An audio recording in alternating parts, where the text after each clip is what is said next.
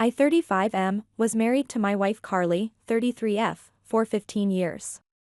We've got 2 kids, Zach, 13M, and Ashley, 11F, who still live at home. From the outside, we probably looked like one of those solid couples who had life all figured out, but behind the scenes, it was a whole different story. Before we had Zach, Carly worked as an office manager at a small company. She loved it and was really good at it, but when Zach was born, she decided to step away from her career to stay home and raise the kids. At the time, it felt like the right choice. I was working full-time as an IT support engineer, and we figured we'd get by on my income while Carly focused on the kids. I respected her decision, and I thought we were working as a team. For a while, it worked. Carly took on the brunt of the parenting, school drop-offs, helping with homework, everything. I made sure to tell her how much I appreciated her, even if I couldn't always be there to help. But as the kids got older, things started to get tight financially. Raising 2 kids wasn't cheap, and we were down to just one income. Every unexpected expense, a car repair, a school trip, even back-to-school shopping, felt like a mountain to climb. I picked up extra hours whenever I could, sometimes working late nights or weekends just to keep things steady. I hated it. There were days when I'd leave the house before the kids woke up and come home after they were already in bed. Carly would point out how little time I spent with them, and she wasn't wrong, but what was I supposed to do? We needed the money. Even though I was trying, Carly grew more and more resentful. I think a part of her felt trapped. She'd given up her career for the family, and now that Zach and Ashley were older, there wasn't much for her to focus on anymore. She'd make little comments about how other families seemed to have figured it out while we were still just getting by. It stung. I was already feeling like a failure for not providing the life she wanted, and hearing it from her only made it worse. Then things started to change in ways I couldn't ignore. Carly became very particular about her appearance, getting her hair done regularly, buying expensive clothes she didn't really need, and wearing makeup every day even when she wasn't going anywhere special. She also started going out more frequently, saying she was meeting old friends or attending community events. I didn't question it at first. I thought maybe she's just trying to find something for herself, and I didn't want to be the guy who stopped her if she needed that time. I wanted to support her. But after a while, it started to feel off. She'd come home late smelling like a fancy perfume I didn't recognize and brush it off when I asked where she'd been. Things hit a breaking point one night when she told me she had a book club meeting. It was 8 p.m., and I remember thinking, who has a book club this late? Something about it didn't add up. For the first time in our marriage, I did something I never thought I'd do. I followed her. She left the house dressed nicer than usual, which was already a red flag. I kept my distance, following her car across town until she pulled into the parking lot of a small coffee shop. I parked far enough away that she wouldn't notice me and waited. After about 10 minutes, she walked inside, and I saw her sit down with a guy I didn't recognize.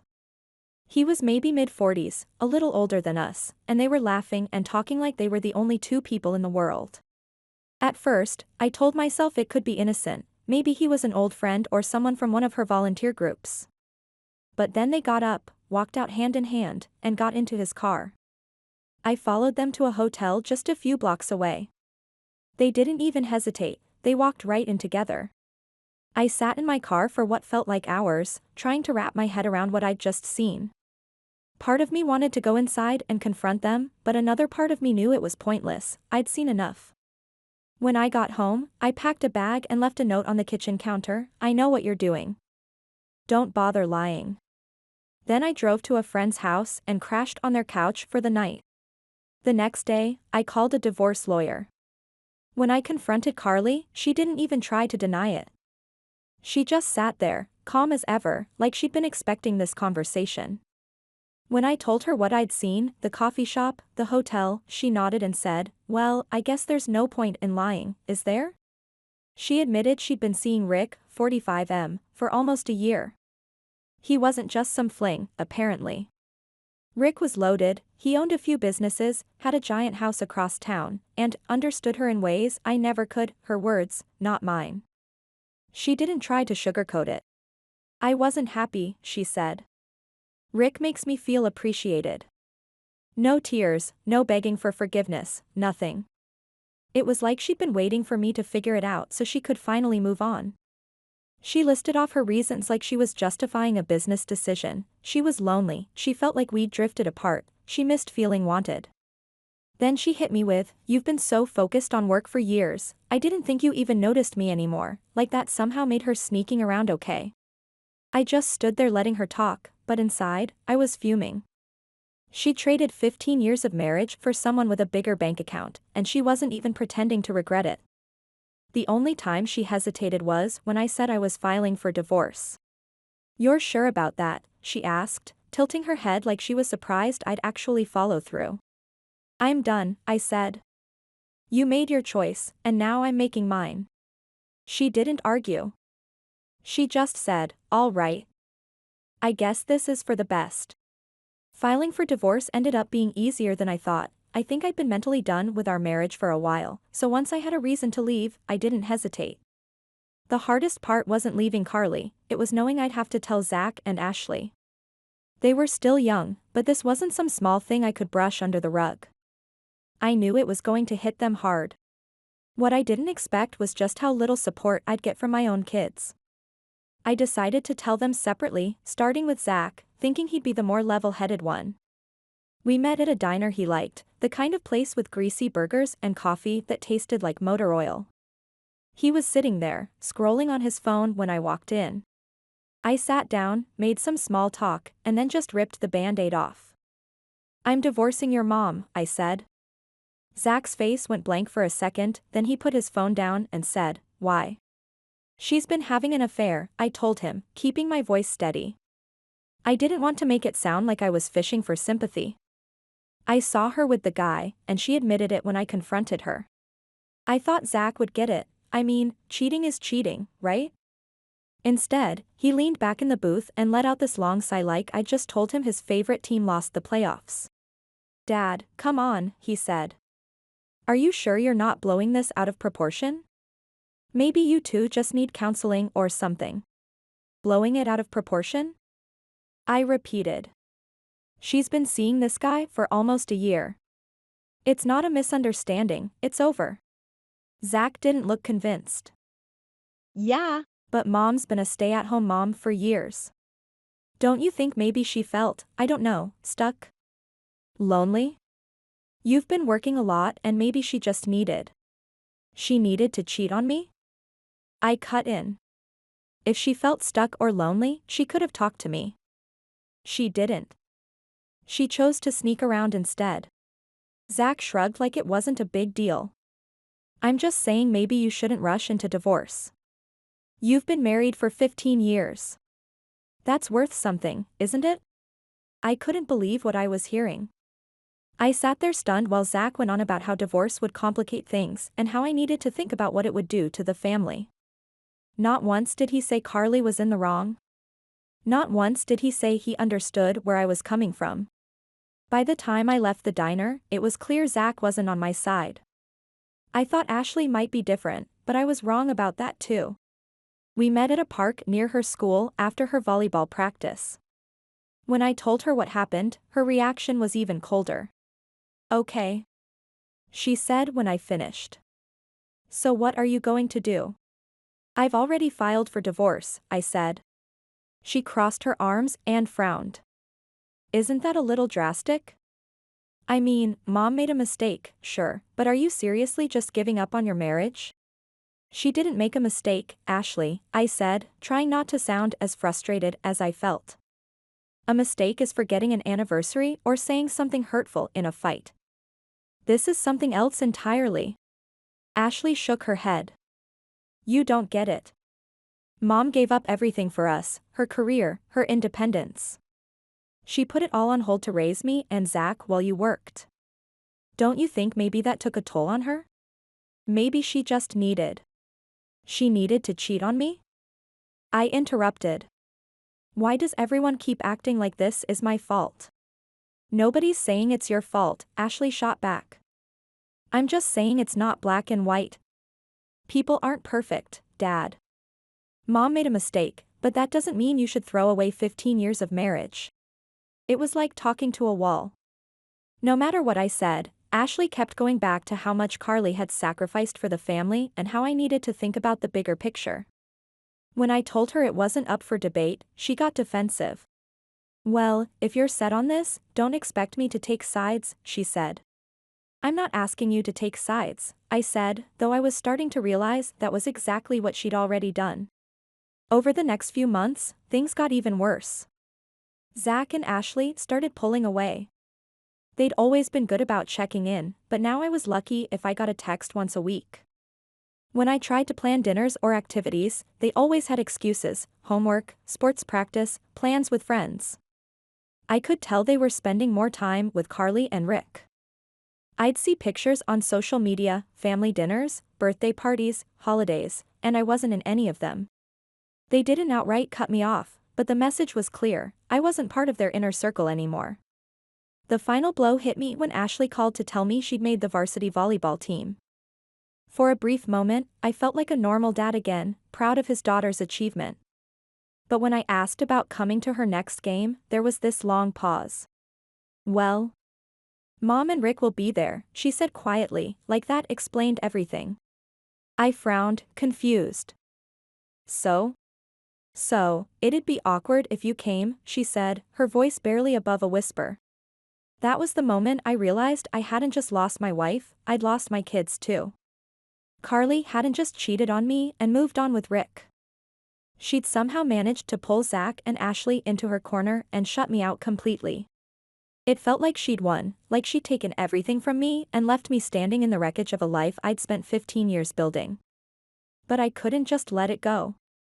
I kept trying. I'd send Zach and Ashley texts, leave voicemails, just checking in, I'd say. "Hope you're doing well."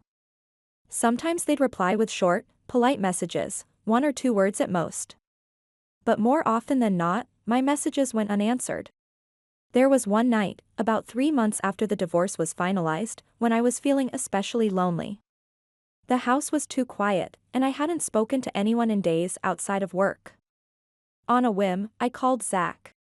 When he picked up, I could hear the faint sound of a TV in the background. "Hey, Zach," I said, trying to sound upbeat. "I was just thinking, why don't you come over for dinner one night this week? It's been a while, and I'd love to catch up." There was a long pause on his end. Then he sighed. "I'd like to, Dad, but I'm super busy right now. Maybe some other time?" I swallowed the lump in my throat and forced a smile he couldn't see. "Sure, I get it. Another time." "Yeah, for sure," he said. "I'll call you when things settle down."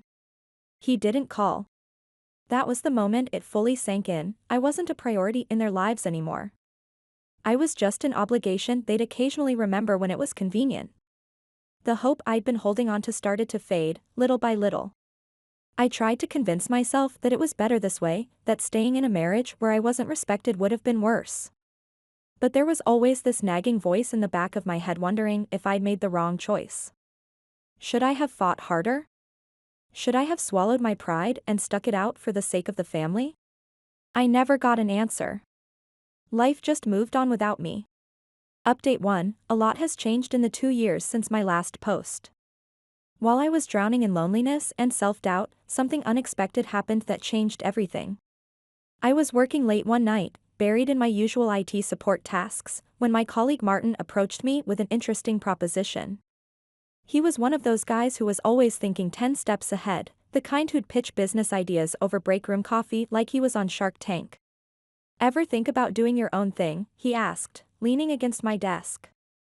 "Starting something from scratch?" At first, I laughed it off. "Martin, I'm not exactly a risk taker," I told him. But he kept pushing.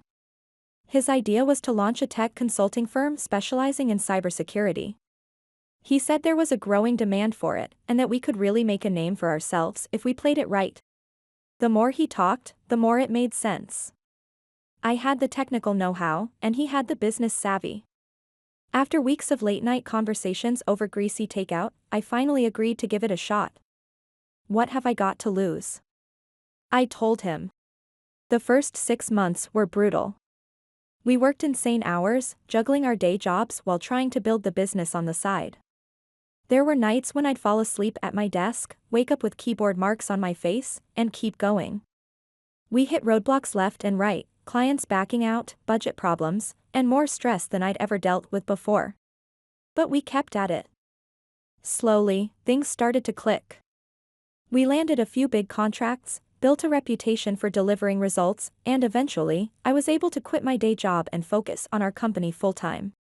That's when I met Julia, 32F. She was the IT director at one of our client companies, and unlike most people in our meetings, she actually understood the technical aspects of what we were proposing. She'd lost her husband in a car accident 2 years prior and was raising her young son alone. We started with coffee meetings that ran way longer than scheduled, talking about everything from network security to our favorite sci-fi shows.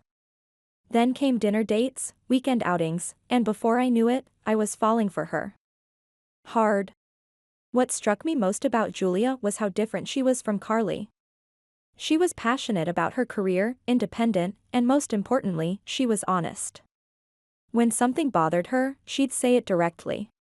No games, no hidden agendas. I was hesitant to introduce her to my kids at first, mainly because I barely saw them anymore. Zach and Ashley were still distant, only reaching out on major holidays with generic, happy birthday, or Merry Christmas as texts. But when I finally told them about Julia, their response was silence. No congratulations, no questions, nothing.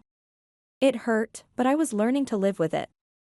Julia understood, she had her own experiences with family complications.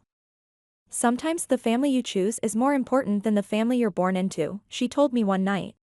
We got married in a small ceremony 6 months ago. No fancy venue, no elaborate plans, just us, her son, a few close friends, and a justice of the peace. Zach and Ashley were invited but didn't come. They didn't even respond to the invitation. The funny thing is, I'm happier now than I've been in years. Our company is doing well, I have a wife who actually appreciates and supports me, and I'm building a relationship with my stepson that feels more genuine than anything I have with my own kids right now. Last week, I moved out of my apartment and into a modest but comfortable house with Julia and her son. It's not a mansion like Rick's, but it's ours, and it's filled with actual love and respect. For the first time in years, I feel like I'm part of a real family again. I know this update might sound like I'm bragging or trying to prove something, but that's not it at all. I just want to share that sometimes what feels like the end of your world can actually be the beginning of something better. You just have to be brave enough to let go of what's hurting you and open yourself up to new possibilities. I still miss my kids every day. There's an ache that never really goes away.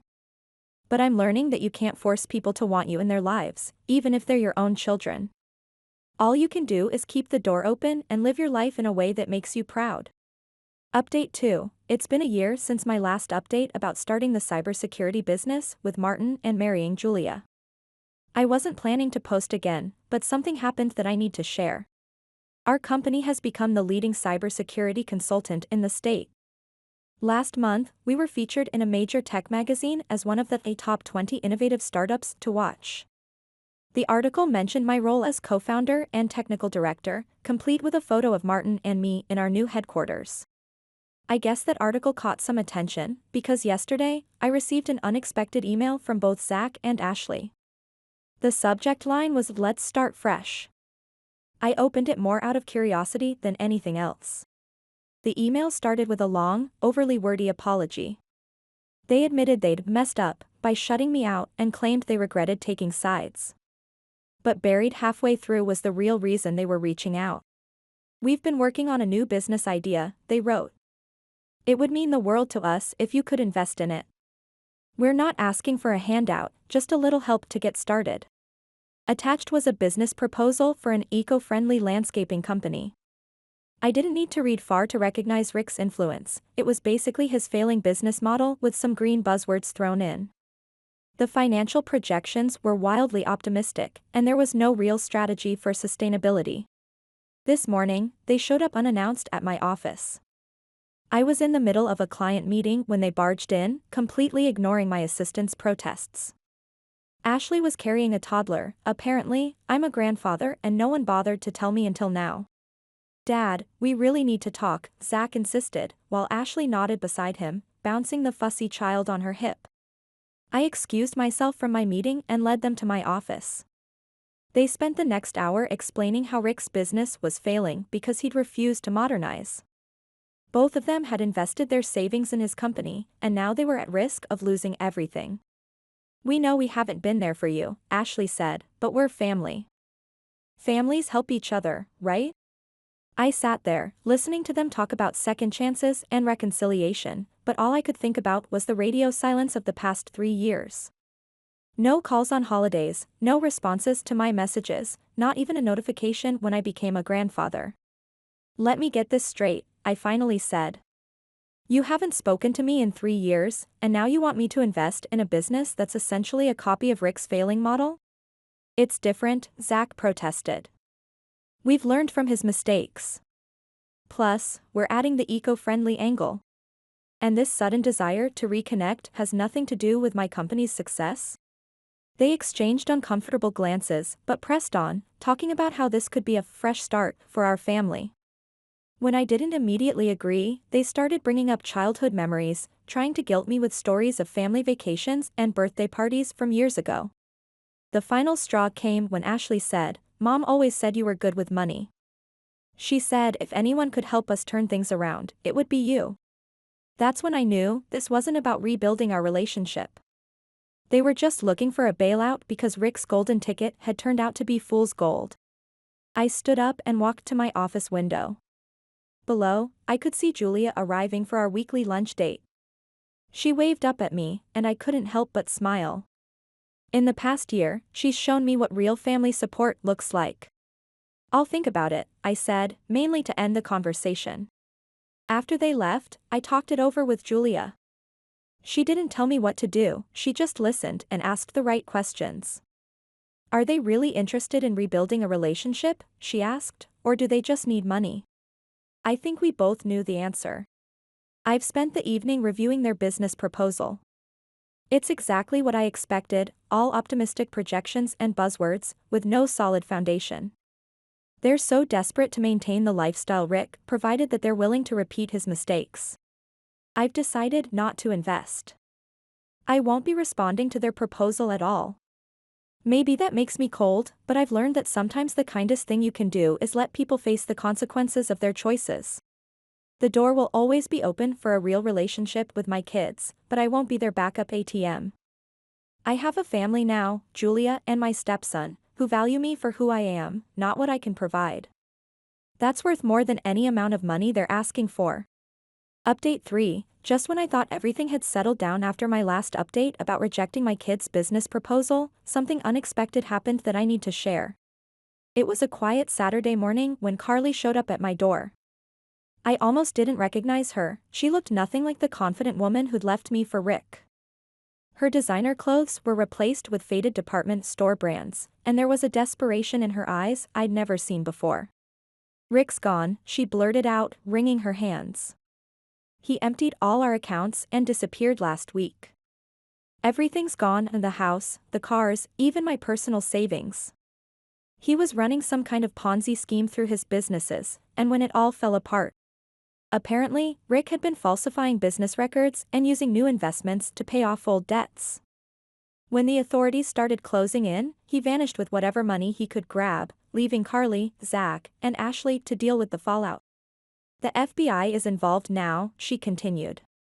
They're saying all his businesses were just shells for moving money around. The landscaping company, everything, it was all fake. Zach and Ashley, they invested everything they had.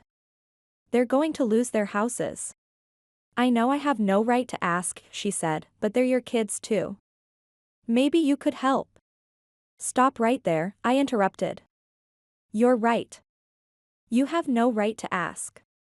Not after everything you all put me through. She tried to argue, bringing up our history and how the kids were suffering. But I'd learned my lesson about emotional manipulation. Just then, Julia opened the front door, carrying our 1-year-old daughter Sarah. The contrast couldn't have been more stark, Carly, standing there in her worn clothes, desperately trying to fix her mistakes, and Julia, confident and caring, holding our daughter who represented everything good in my new life. We're done here, I told Carly. I hope you figure things out, but your problems aren't my responsibility anymore. As she walked away, she muttered, "You've changed." No, I called after her.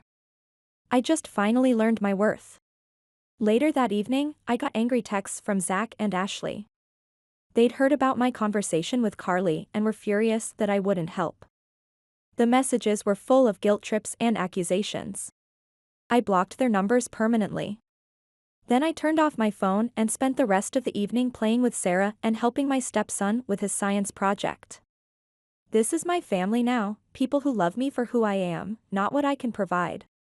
Looking back, I realized that losing my old family, as painful as it was, led me to find something better: genuine love, respect, and appreciation. I have a successful business, a loving wife, wonderful kids who actually want me in their lives, and most importantly, my self-respect. I'm done looking back. The door to my old life is firmly closed. My story might not have turned out the way I expected, but I wouldn't change where I am now for anything in the world. Thank you, Reddit community, for all your support throughout this journey. Your advice and kind words helped me stay strong during the darkest times. This community truly showed me I wasn't alone when I needed it most.